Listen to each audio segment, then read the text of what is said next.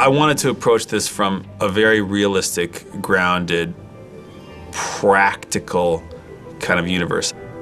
I think that because the notion of a kid getting bitten by a spider and being able to fly through the streets is so crazy, I think I wanted to go against that by creating a world that felt as real as possible.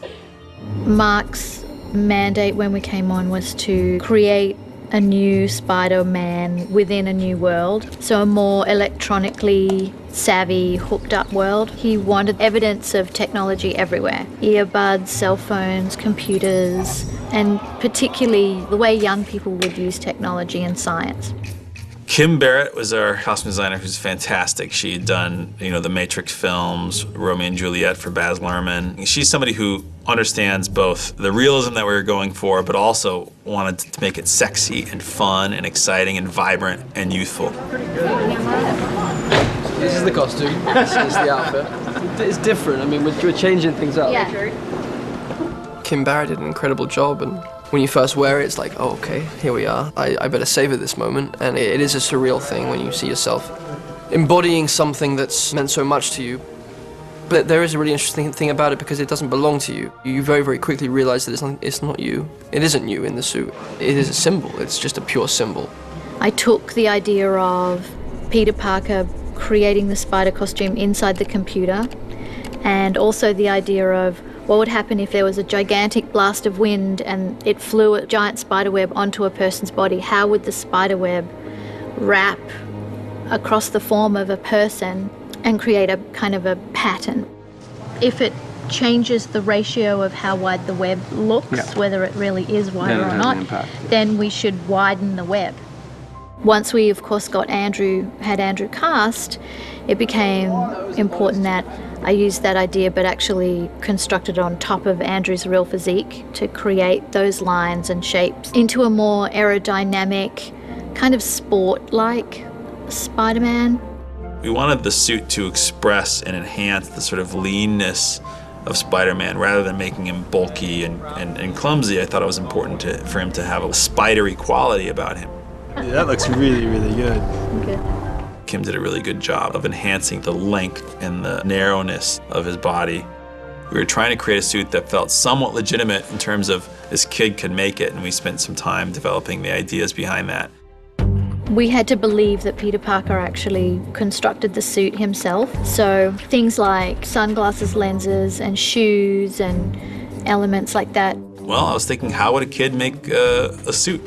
Well, he'd probably take tennis shoes and cut the bottoms of them and use that as the pads of the shoes. I mean, if he's making his own suit, who wouldn't do that? It seems a logical thing to do. I knew that we had to keep it streamlined and keep the silhouette simple. So I looked for shoes that, kept the shape of the foot but still could support it and was still strong. And it came down to basically a track and field shoe. We looked at heaps and heaps and heaps of shoes, and these three, for the podiatrist, for him, and for us came up that's really great. So we chose that one, and then we worked on it, pulling it apart, incorporating it into the suit, kind of building it into a boot almost.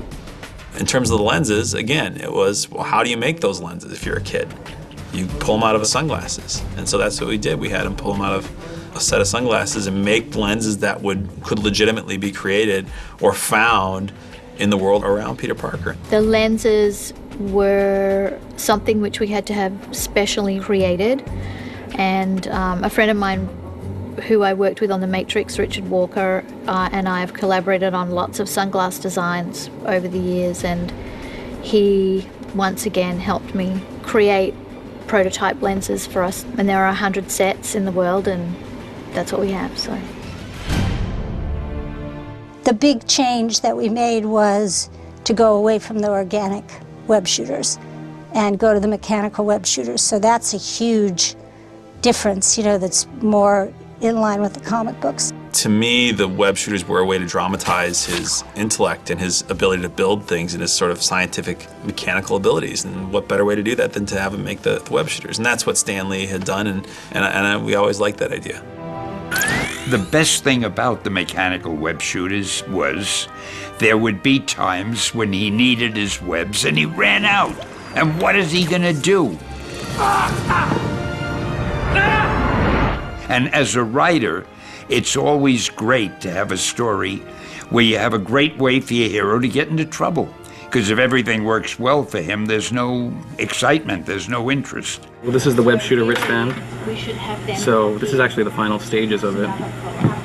This one's been aged. I would show you, this is the straps that hold down the web shooter itself. My dad had a watch band in the 60s that was a leather band, and you put your watch in it. My dad's a geologist. He had a little leather snap cover that went over the lens. So we thought that that would be a good way for him to hide the web shooter if he didn't want anyone to see.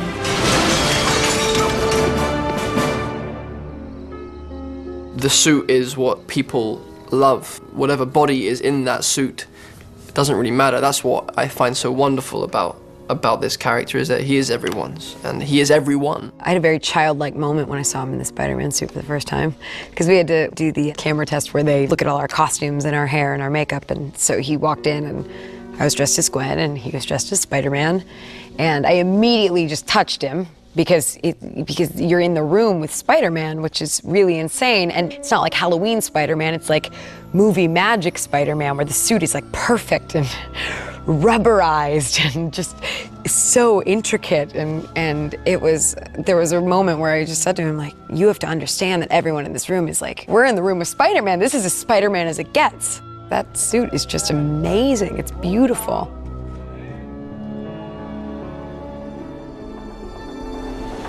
All the power you feel, would you give it all up? Reese is a very handsome man, and also he's the anti-hero. Promising, but the solution I'm thinking of is more radical. You have to love him to hate him. I did try and kind of give him a little bit of a old world professor look, but in a modern way. And, you know, he can carry that off. And since we have a good visual effects budget, we should use his real arm to a certain point and then a green screen glove for the rest of it. For the most part, it looks more realistic because his arm is still there till just above the elbow. Then, of course, for fun, he's going to turn into a lizard and he's going to whack Spider-Man around and he's going to be a formidable adversary. Now, Avi was playing with some designs for the creature very, very early on, a long time ago. I mean, he walked into my office ages ago, I don't remember when this was, with these drawings that he had someone do of the lizard. We had a pretty good idea of what he was going to look like before the movie started. We decided, let's play with it. Let's see what can we make him look like. Early on, Mark and I, decided this should be a scary looking thing, and it should really look we should really research and see what lizards look like. I think the first week, I went down to a pet shop that my kids go to, and I bought a bearded dragon, but a big one, and put it in a case. We planted it in Mark's room, and it was like, from the beginning, he became the mascot, and we nicknamed him Boris, so he became an inspiration. Every time we wanted to refer to, scales or whatever, we just pointed at Boris, so that was fun. We spent a massive quantity of time looking at the jaw of the lizard and the armature in the mouth and the lips and how his teeth moved and what the actual anatomy of a lizard is and how because he has to speak occasionally. Nowhere to hide, Peter. How does the mouth move that it would speak? How does the skin reflect under certain lighting scenarios? What are the different textures of a lizard? The last time we made up Reese, we saved the pieces and we just put them here as reference for us. And as you can see, it does become very fleshy looking, and there's different variations on how we've painted them. Some of them will blend really well into the skin and it'll just look like textured flesh, and other parts will look, more like a lizard quality. I don't want spikes and weird hair and not that sort of face. You want it to almost like it's like almost like a disease that's taking over his face or something. We early on talked about how tall and how big and everything else and how muscular, and that kind of defined a zone that we were getting into, which was it suggested that he's bigger than a human being. Then we printed out the 8-foot tall at his head in this pose, and then we did a 7'6" and then a 7-foot, and then we actually had someone standing here for scale reference, and we talked to the director and everybody else, and just ended up landing at 7'6" in this pose. We had a couple of extraordinary sculptors who early on did some beautiful work. And then finally, we went to the full-size head, shoulders, for reference for the visual effects department. This beautiful bust, and it was extraordinary, and it's creepy looking. It's like Madame Tussauds when you walk in and you look at something and you swear to God it's going to move. This is what it would look like, so it was great. The space between the eyes is exactly the same, and we've done, a plethora of scans and studies of my skull. And then they modelled the scans they did of my head and married them with the models they made of the lizard. So, I don't know whether an audience will see it. Definitely they'll notice the eyes. But it's kind of strange, yeah. Kind of sexy. My belief is that if you can bring out the humanity in the lizard, that's the key to making it more real.